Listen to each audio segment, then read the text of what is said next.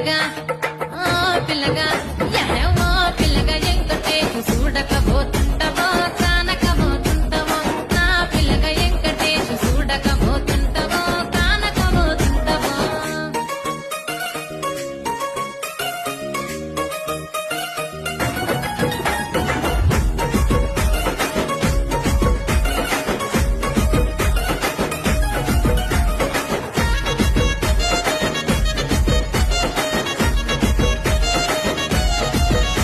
ఓయ్ కండ్లకు కాటుక వెడితే కన్యాకుమారి